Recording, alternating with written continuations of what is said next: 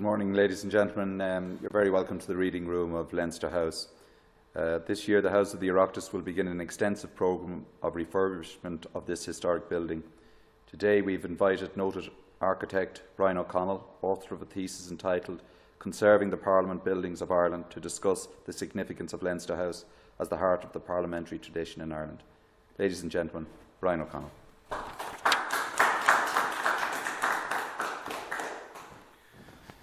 Thank you very much. I must say I'm very pleased to be here in Leinster House, given its background and its origins, to actually have the opportunity to speak here in the library of Leinster House. It was the tradition a number of generations ago for people to start with a quotation which would either put what they were going to say in context, it would raise a question, or it would warn you of the inadequacy of the speaker. I think I want to give you certain quotations which belong to the third category, and that the first I would like to give you is from Giraldus Cambrensis. And Cambrensis was a 12th century monk and historian. He had come to Ireland in 1187 as part of a military expedition with the man who was later to be King John, and that as a result of that period he spent in Ireland, he wrote a history of Ireland. He wouldn't be regarded forensically as a historian, but he was certainly a very shrewd man, and what he observed is still valid and is worth quoting. And that what Cambrensis said about Ireland is that Ireland is separated from the known world, and it is in some sort to be distinguished as another world. Now, taking up 700 years later, that the nephew of the Apostle of Temperance, Father Matthew, who was an author, an Irish author, in 1916, he also made an observation, and that his observation perhaps closes the brackets on that, where he says that if you think you know about Ireland, you are probably wrong, for it is an undiscovered country. That, in fact, is my warning, that in fact we don't know sufficient, really, to be able to be totally definitive in relation to the past. And this is where I want to start. I want to start by putting into a frame what we mean when we refer to the genius loci of any building, and of this building in particular.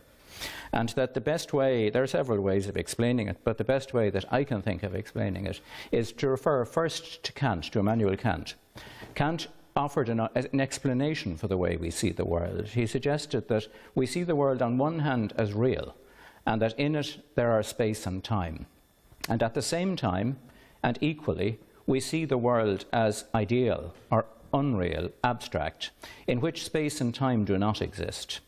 Now, if we bring those two together, those two ideas together, as Henry Bergson did, and Henry Bergson was a French philosopher, very popular at the beginning of the 20th century. In fact, he's the man who is said to have caused the first traffic jam in record, when in fact he gave a lecture in New York in 1912. He is now largely forgotten, but that he did bring an important union between those two ideas of Kant in relation to time, and that he offered the theory that time, in fact, there are two types of time. There's the time that we know that runs by the clock, and there's also what he called endured time, temps duré. Endured in this context doesn't really mean enduring by way of suffering, it means incorporated into. And he believed that time was laid down in layers, in places, and that as time went past and events occurred, those events left an imprint on the place, and that those are belonging to Kant's second world, but is just as much part of us as his first world, and that is what we remember. The word monument, in fact, is from the Latin word to remember, and hence the importance of what we call the original, or the original fabric, and that where the original fabric is to be found, it's conserved for that reason, because once it's gone, then the monument is erased. The event still happened in that place. The place itself might have a certain sanctity because of what happened, but in fact the evidence of what happened when it was there is gone. Now, it is in that context that we find the genius loci, and that means the spirit of the place. This term spirit means something insubstantial. It means something you can't touch, you can't measure, you can't see. but in fact it is still there. That's what the word spirit means, and that's what the word genius, the Latin word genius, means also. It's something which is there but that you can't actually put your finger on. So loci is of the place. Not only, but in its earlier Roman meaning, the term locus genii also went further than that. It also meant the spirit that guards the place. And the idea of guarding was to retain your culture, because if you have no past, you are nobody. You are defined by your past. And that is the importance of the genius loci. And the question that I'm here to address today, or to look at today, is the genius loci of this building, of Leinster House, and its significance. The important thing, I think, to recognise, and Colin mentioned in his introduction there the fact that works are going to be undertaken to Leinster House. The important thing in conservation is to remember that, in fact, conservation is not preservation. Preservation is freezing something and treating it with a kind of a removed reverence. Conservation is enabling a building to evolve, or enabling a place to evolve, but identifying its significance and protecting that significance in the evolution. So it's a much more complex process. Now, in order to protect the significance, you must first identify it. And that this is the process of identifying the genius loci, is to identify that significance. And this is what I want to touch upon. I'm going to have to go very rapidly through it. It's a very large subject, and that, in fact, I probably have very little hope of making too much headway into it, but I'll try. And the first thing I want to do is to go to the idea of what a parliament building is. The word parliament comes from the French word to talk. It is a question of discussion. It is what Socrates called the dialectical process. It's a process of discussion. What we want to do, first of all, is to see the way that Parliament buildings have developed. And the first one I pick here is the Parliament House in College Green. These, in fact, are the phases by which it came into existence. The first phase is we have Pearse's Parliament. And what's important to note about this is the relative positions of the House of Commons, which is in the centre here, and the House of Lords here. That in fact the Commons is in fact precedent. It takes precedence over everything. Now remember, this is after the end of the English Civil War, and if you want to just put the English Civil War in a matchbox, you can say that it was about a shift of power in Parliament. That when it started, power was with the Crown as the executive and the Privy Council and the Lords. They dictated. The Commons were only called in when money was required in order to fork up the money, and they could make complaints and whatever which might or might not be listened to. After the Civil War, Parliament was dominant. The Lords were now merely a second chamber. They were known as the first chamber, but they were the second chamber of the Parliament. They merely acted as a sort of a second stage, but that all real decisions were left with the Commons, and the Commons through this became the executive, and they were executive, and the Crown became a nominal sort of locking pin in relation to this, progressively losing power. So what this is telling us in 1739, and this is the first bicameral Parliament building to have been designed in the world, and has been called by Summerson, the leading sort of, I suppose, critic of the architecture of this period, as amongst the finest Palladian buildings in the world. So that in fact we have this sort of extraordinary appearance in Ireland in 1729, in 1730, just before parliaments are really consolidating and determining what they are. We have this architectural expression not only as a primary civic building which locates the seat of the will of the people, which is what it's now perceived to be, and that's what it will be defined as in the American Revolution and in the French Revolution. It will come to be defined as that, this abstract concept, the will of the people, and that this is where the will of the people is vested. And you see it developing here through the period. We needn't concern ourselves too much with the way it develops, but that in fact by the time in 1800, when the Parliament is withdrawn and we become the Act of Union brings the Irish Parliament back to London and makes Ireland back into a provincial capital, you see that the House of Commons, which is here in the centre, is gone, and it's now become the main banking hall of the Bank of Ireland, which it still is today. The Americans were the first to come up with a rigid constitution, and that in their constitution they defined the relationship between the houses of Congress and Representatives, they defined them differently, and the Executive. You can't use it as a model, but by the same token, what you can see is, you can see the civic importance that's laid, this baroque civic importance that's laid on the Parliament, so that in fact the capital is at the at the end of a very long axis. You then have, relating on the radial axis, you have the White House, and so Washington becomes a design city, designed in the ideals of the post-French Revolution ideals. But in fact, you'll find then that they follow the model of Kent, not the model of Pearse. And that what they do this time is they have the hall of the people. They use simple language. It's no longer a court of requests. Nobody asks for anything in America. You have a right to it, and therefore it's yours. You don't have to. You're not a subject. You're a citizen. And you see that subtle change occurring here. And then you have the House of Representatives and you have the Senate, and you have this balance between them, and you almost have a fulcrum, where round the hall of the people you get the equal weights on either side, and that this gives you again an architectural representation of the function which has to be expressed in the form of a building, which we have just seen. When the building was being rebuilt by Barry and Pugin in London after the fire in the early 1840s, 1830s, and early 40s, then they again adopt a similar model to that of the capital. You have the entrance in here. You don't have the same. You get the kind of the subjects and the courts of request kept out here, but you get the Commons and the Lords again treated as a balance.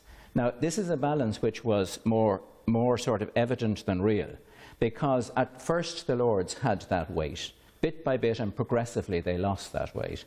Now, I want to move back to Ireland now, and what actually happened. There's a framework. I can't spend very long on this, but there are 4 parliamentary buildings in Ireland. The first of them is Kilkenny, and that in 1642, while the English Civil War was proceeding, the King decided, Charles I decided that he had a better chance in Ireland because Ireland tended to remain on an axis, vertical axis, as later pointed out by the historians, that in fact if you look at Ireland vertically, it connects vertically into Europe. Horizontally, you get the Protestant link. So you get a parallel, you get a vertical line of Protestant nations from Scandinavia through England down to Germany. Here, on this side, you get Ireland, France, Spain, Italy, going down on this side here. So that in fact, Ireland becomes a Catholic country. He thinks with the Puritan Parliament he has a better chance in Ireland, but he's a very equivocal man. He's brought up in the Machiavellian principle of sort of never telling anybody, never telling his left hand what his right hand is doing, of misleading everybody wherever he can, and he pays a very high price for it in the end. He pays with his head. So he comes to Ireland, but during that period, Ireland is largely unattended. Dublin is a small Puritan parliament in Dublin, and that it's locked itself in. It's already made an enemy of the country, and that what you have is, throughout Ireland, you have the Anglo-Irish who remain Catholic, and you have the native, or known as the Mere Irish, who are the original people who are also Catholic. They unify together, and they form the Confederation of Kilkenny. Now, the Confederation of Kilkenny is not to be underrated. It was an extremely sophisticated parliament, and that it was the constitution of the Parliament of Kilkenny was set up in such a way that it remains today a model constitution. Now, it wasn't used in later development. There's no evidence that it was used in the drafting of the American Constitution, although it might have been. It's the first real constitution in a common law country in the Western world, and remains a highly sophisticated document. There was a document that followed on shortly afterwards, prepared by Cromwell, called the Instrument of Government, which is also a very sophisticated document, and which builds on the same legal theories as the Parliament of Kilkenny. But nonetheless, Kilkenny Parliament, Kilkenny then established a parliament in a building called the She Building. Kilkenny, if you like, was outside Dublin. It was the alternative capital. Kilkenny was the capital of, if you like, the Catholic interest, which included the ascendancy, the landowners, as well as the original native population. The Parliament House was set up there. Now, what's happening here, and this is just to illustrate the way that we track them. We've got the oldest map of Kilkenny, which is 1757 by Roke. We then take all of the Ordnance Survey maps that were prepared after that. We take known points in relation to them. We fix the points. We bring all the maps to the one scale. And then we can transmit the site the whole way down, so we know where it is today. We can take the footprint of where it was in 1757. Now, that is well over 100 years after the the destruction by the Cromwellian forces of Kilkenny. But we nonetheless, the original building was there at that time, and we've tracked it down so we can actually show that it was in part of what is now the courthouse. And having looked at the courthouse there, we can see that the cell blocks in the courthouse are part of the original basement of the She building. Now, unfortunately, there were two She buildings in Kilkenny. It's not 100% certain that this was the one that was the parliamentary building, but everything points towards it, and that it has been accepted by everybody, and I think they're right, that in fact this was the building here, even though it can't be scientifically proven at this stage that it wasn't another building that has since been demolished. This is what was left of it. This is when it was demolished in the 1860s. There's the courthouse as it was then, and the courthouse was extended over where this building was, but that's just giving you an indication of what's left of the building. They're very old photographs that were taken and that they were found in the archives of the archaeological, the Society of Antiquaries. Now, coming back to the Pearse's Parliament building, what happened after the destruction of Kilkenny, Ireland, for a first period of union, Ireland in fact was ruled from the English Parliament, from the Cromwellian Parliament, during the period of say 1650 to the Restoration, say in 1660. So for those 10 years, there was no Parliament in Ireland. On the Restoration, Parliament was reinvented in Ireland, and at that time they decided to buy Chichester House, which is down on was then called Hoggan Green, which is now where the Bank of Ireland is, where the old Parliament House is. They then, in 1719, an act was brought in. Ireland was already disabled by what was known as Poyning's Law. Poyning's Law dates back to the 15th century, and it required the Irish Parliament to ultimately send legislation to the Crown, the Privy Council. The Privy Council then sent it back, and that only if the Privy Council agreed with it could it be passed through the Irish Parliament. So it was quite restricted.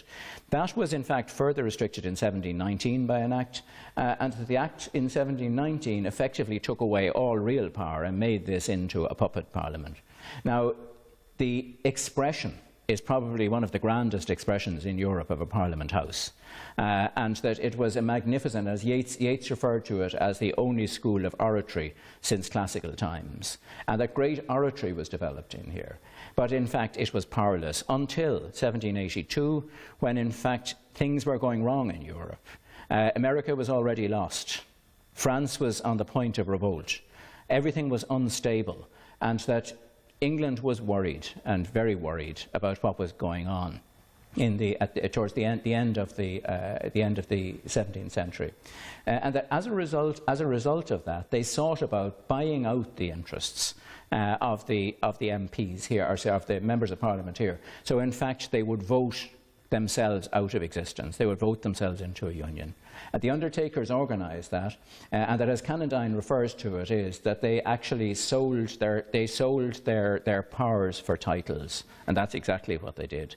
So the Parliament was. Parliament ceased to exist. It left a bad taste in a way, that in fact it had voted itself out of existence by bribery. It was bribed out of existence. So it wasn't anything hugely honourable that brought it to an end. It was something dishonourable that brought it to an end. And that was to be very important in terms of when the new state was being founded, and when this building was selected ultimately as a centre of Parliament. It was against quite a strong opposition coming from the Senate that in fact this building should have been restored as a building. And in the 1920 Government of Ireland Act, Section 66 deals with this building and provides that should the Irish Parliament decide to require it, that in fact the Crown would purchase out, in other words the British government would purchase out the interest of the Bank of Ireland and would return this to the Irish Parliament. Now, the Royal Dublin Society is a very interesting society in itself. It had been the first of its type in Europe. It belonged to a whole new era, a whole era of development of education.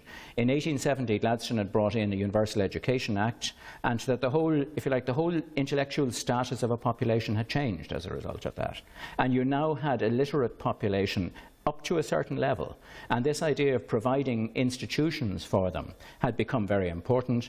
The RDS was already well established in terms of providing scientific information. Trinity, of course, was already well established as a university. That was in a somewhat different category.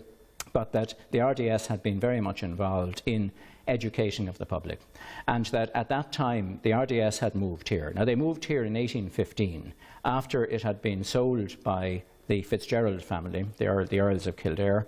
They had sold it. They had effectively lost their interest in it after the Act of Union, and in 1815 had passed on to the Royal Dublin Society. The Royal Dublin Society had gained considerably in credit in terms of scientific and literary development, and that it had used this building as its headquarters, and it had here since 1803 it had a public library here.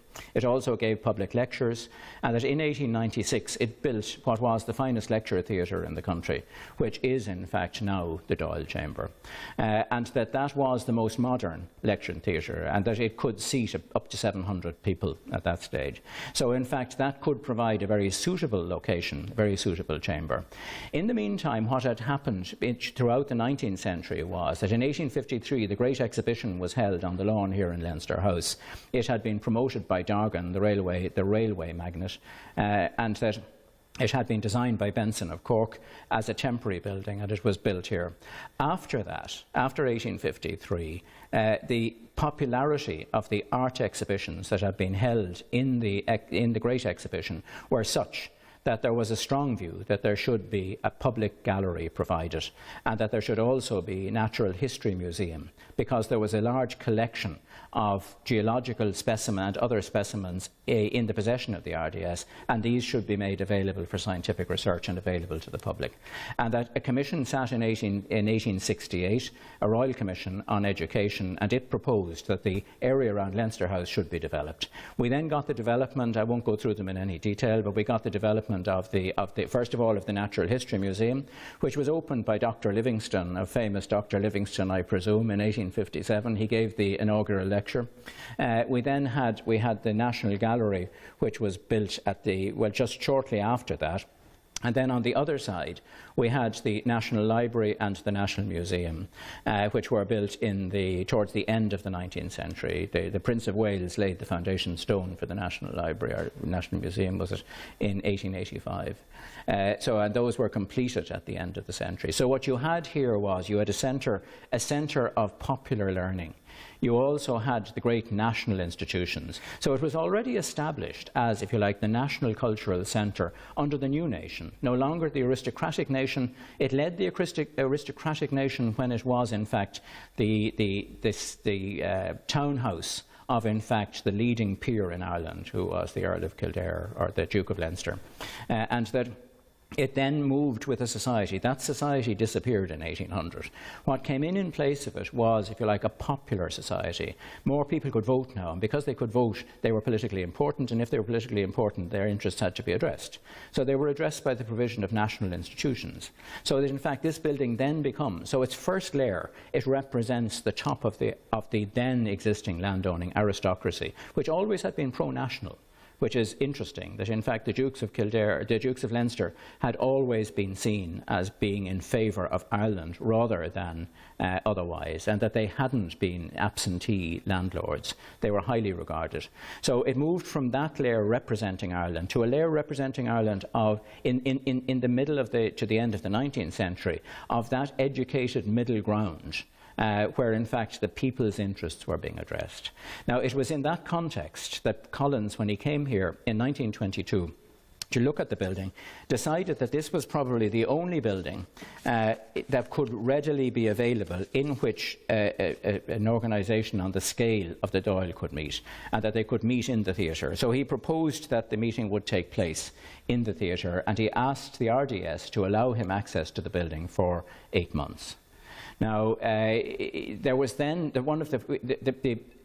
the first assembly, the first constituent assembly, not the first assembly, the first assembly of the provisional parliament, so to speak, actually took place down in City Hall. But that the first constituent assembly, which is the assembly which was going to draw up the constitution as a result of the elections of 1922, there were elections in 1922, and that as a result of those elections, the constituent assembly would be the one that would create the constitution that would then go to the people and then would be adopted by the people and would then move on to creating the parliamentary structures itself. this was during the period of the Civil War, and what Collins was primarily concerned about was security. That in fact it was one problem to organise the whole of the process, but how do you secure it? Now, in fact, Collins sorted this out and made the arrangements for the Dáil to meet here in June of 1922, which it did. And the meeting then, the meeting of the Constituent Assembly was deferred to September. Collins himself was shot in Bailnablaw in August, and so he was already dead by then. 4 days earlier, Arthur Griffith, who had been the great central figure around which the concept of the new state had been created, had died in St. Vincent's Hospital. So in fact they were both gone. And that the person left to lead the country was Cosgrave. Now Cosgrave was a very understated character, but very, very highly regarded at the end of the day. And O'Higgins at the time of the first debate, which is in the records of the first debate, O'Higgins had asked the question as to whether in the history of mankind so much responsibility had ever been placed on the shoulders of 9 very young men who were also inexperienced. Now, it's extraordinary that out of that they were able to produce the state. Now, not only that, but at this time, Collins had been shrewd, because Collins, in looking at the building, required to meet certain other considerations. One was security. He needed a centre where, in fact, the ministers could meet, the cabinet could meet, and that the core departments could exist. At that time, there was a building, the buildings the government buildings here in Merrion Street were just being completed. They were in the process of being completed. They had been the College of Science had been part of the extension of this centre of learning. The College of Science was to be built there, and then a Department of Agriculture was to be built with it. And that was going to be the agricultural department, because agriculture was the basis of the Irish economy. This was in fact the map that attached to the Act of 1877, when in fact what happened was the state, the Crown, bought out the interest of the RDS in this building. They bought there is Leinster House itself. They then proposed these. This was the Science Museum, and there was there's the National Gallery there. They were proposed. At that stage, we hadn't yet got to the point of the National Library. So that this map, in fact, was the map of the deed that was transferred.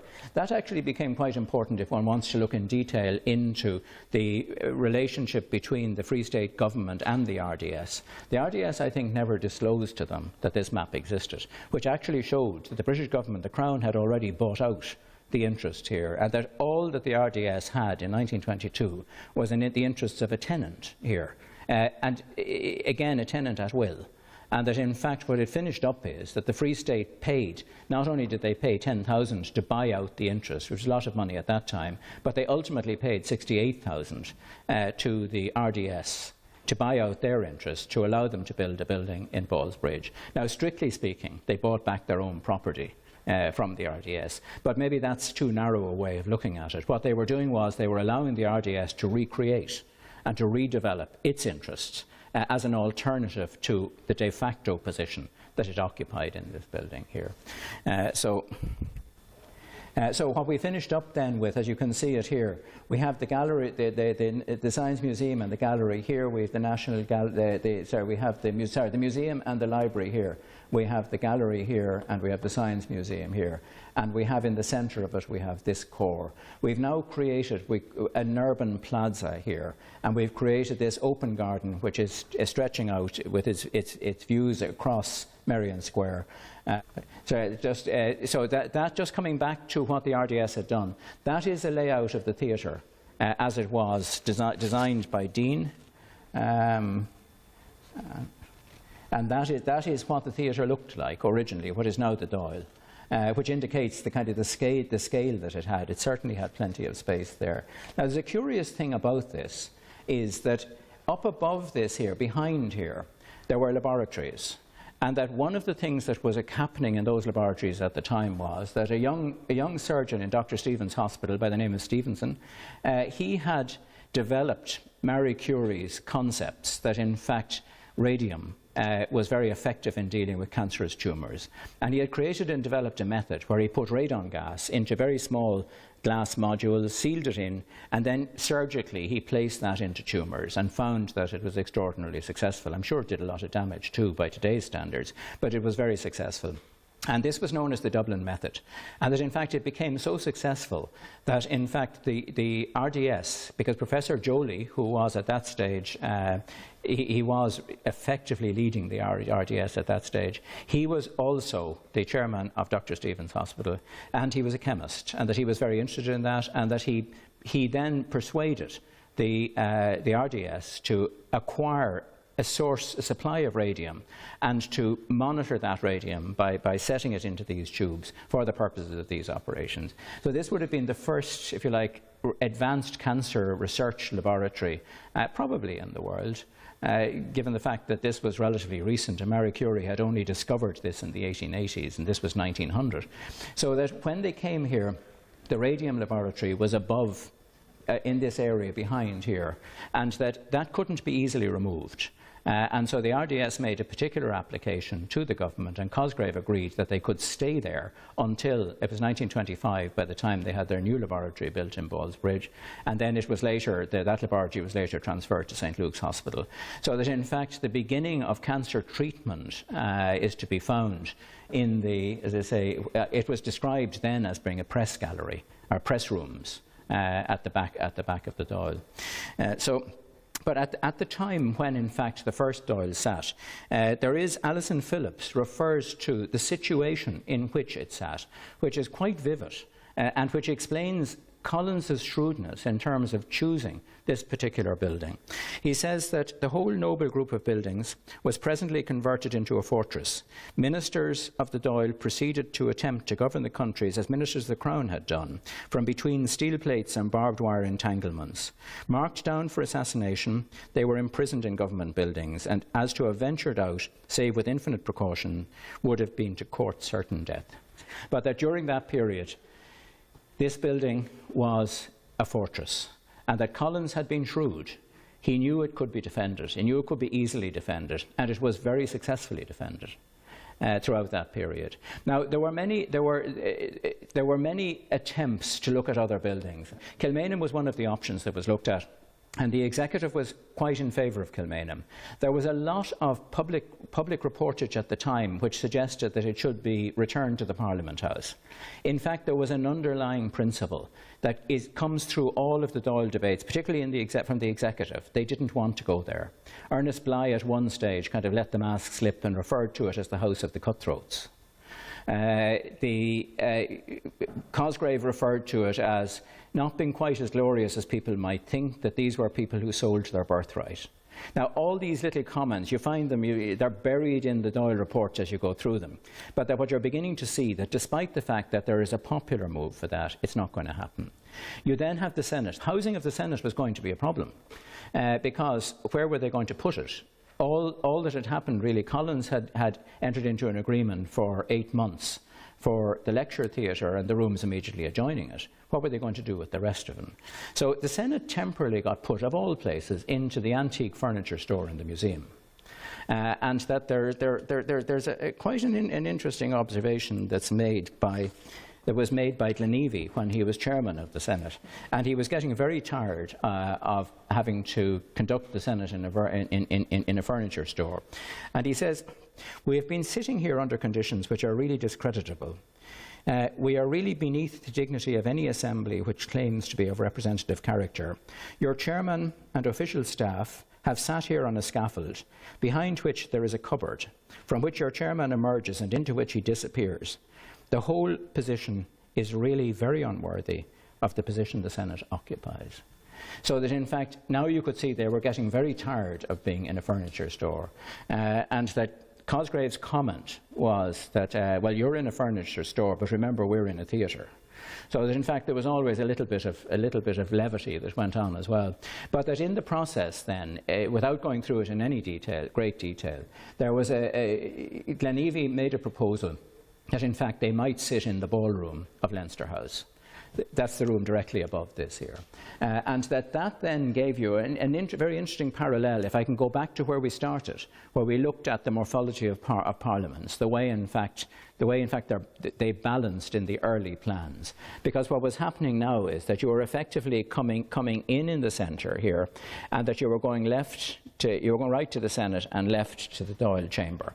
That in fact, and again you had the Dáil chamber while it was much bigger, the Senate was given, if you like, a precedence or a level of precedence, which it didn't really have, but it was still regarded as important.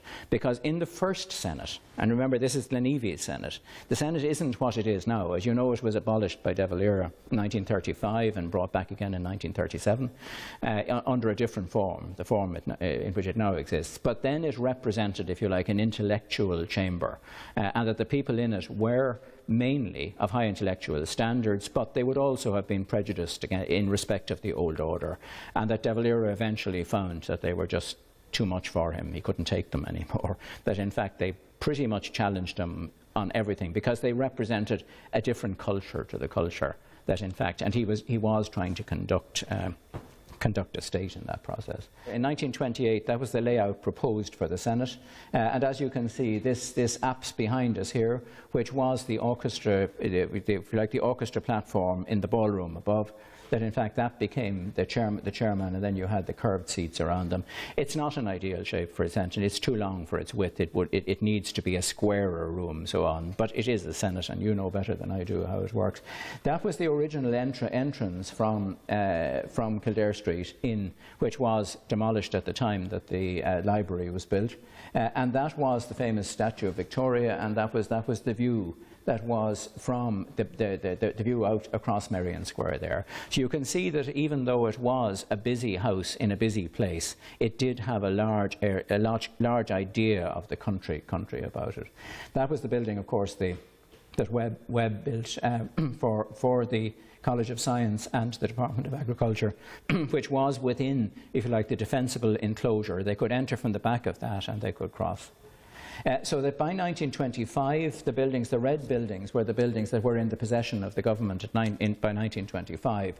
Now, they still had no lease. They had a lease. They bought out the interest here, but they had not made a decision this was going to be permanent accommodation.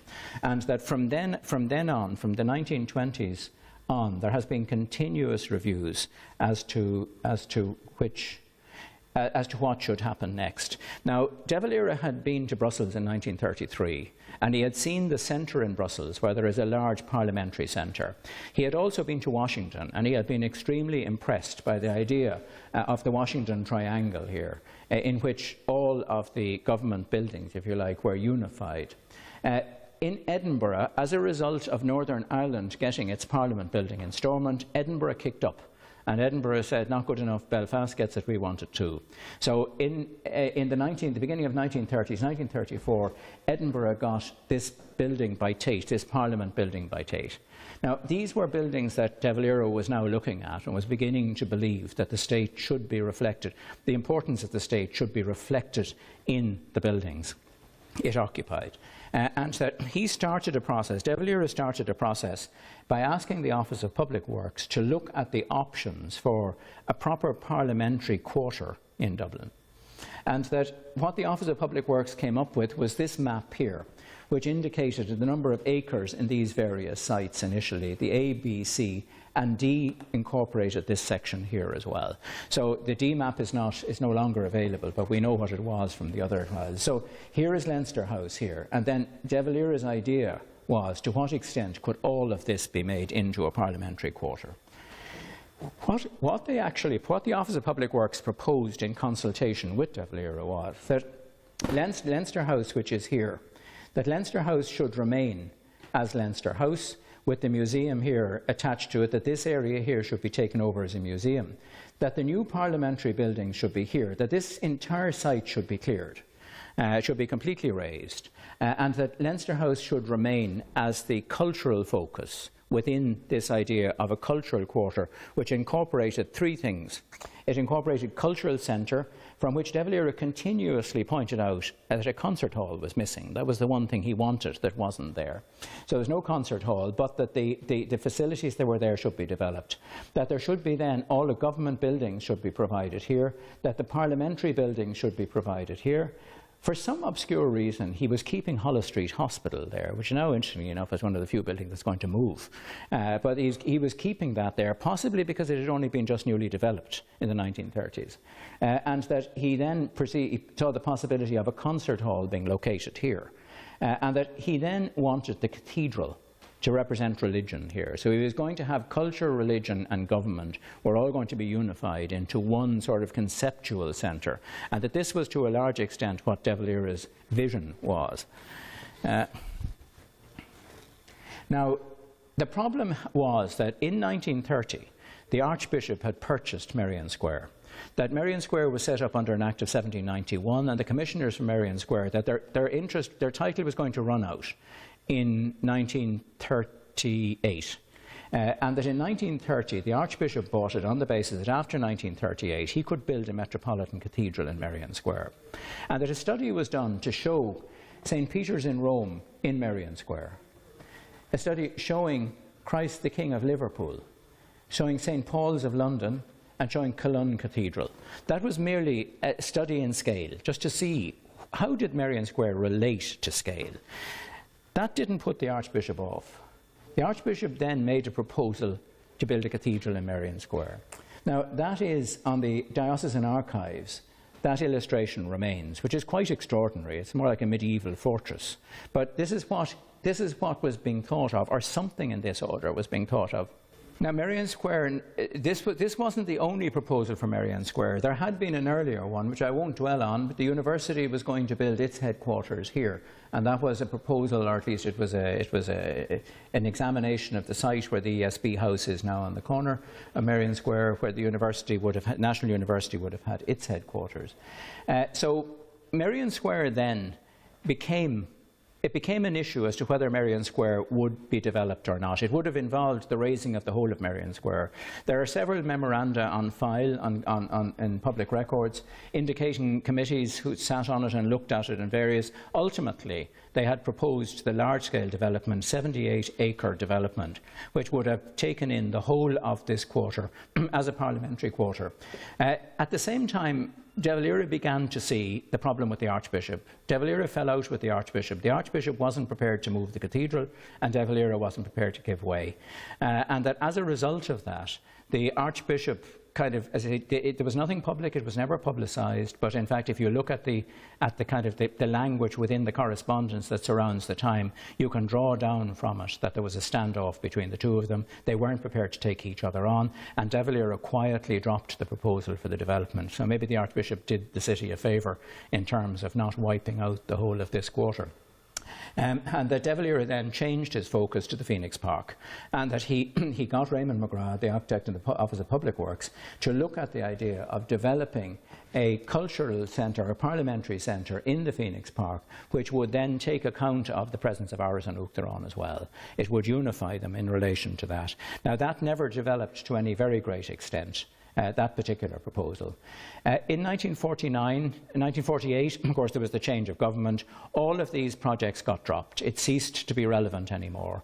And that while they were raised again in the 1950s, and reviewed in the 1950s and considered to be impractical, they weren't pursued any further. And by that stage, the de facto position was that the Oireachtas was here in Leinster House and that it really wasn't going anywhere else. But nobody was actually prepared to stand back and say that. In 1949, Ireland was declared a republic. As we know, in 1937, it became de facto a republic as a result of some very clever footwork by De Valera in relation to the constitutional crisis of 1936, the abdication of 1936. De Valera had effectively managed to take Ireland out of the association with England, but that it was Costello who finally formally confirmed it in 1949, and that's just an illustration of O'Connell Bridge during the celebrations to welcome the new state. So what we finish up with then is we finish up with this very fine complex in the centre where we have the cultural institutions, we have the houses of the Oireachtas here. Now since then you have the Millennium Wing, which was built on in 1966, you have the building which was built on, the functional building, office building which is built onto the back. You have the extension to the National Gallery, and that you've had progressive development of this building ever since. Now in relation to its future, we said, what was the locus genii of it? Well, the genius loci of it. The genius loci of this building is that, first of all, it represented the place in terms of the theory that I outlined to you at the beginning. It represents the place which endures or ingrains, if you like, the presence of the top of society, the centre of society in the 18th century. It represents the development of learning in the 19th century, and it represents the foundation of the independent state in the 20th century. It has, since its birth, it has lived here. It has developed here. That's, again, and we come back to the Ecumos Venice Charter, which says that a monument cannot be dissociated from the history which has given it its meaning. It can't be dissociated from that. You can't dissociate the foundation of the Irish state from this building. It will always have been founded here, no matter what else you do from here on. Therefore, the thing to do is to reflect that and to honour it and to allow that to evolve here. And that it is that evolution. It is identifying that significance and allowing it to evolve, at the same time protecting that essence which we referred to earlier, which can't divide it between this real world and this ideal or abstract world, both of which come together to make us what we are. And that in the coming together of those, we have the enduring of what actually happened here. It did happen. And that the more clearly we can identify it and the more clearly we can understand it, the better we know ourselves. So I think that's probably brings me to an end. That is what I would offer you as being the genius loci of Leinster House. It is the birthplace and the home of the Irish Parliament. It is, in that abstract sense, the place where the will of a sovereign people is founded, now a European people is founded, and that I think it is very important that it keeps that dignity and status that it has as a result of its age and as a result of its ingrained or its endured or its layered history in terms of the Bergson principle. Thank you very much.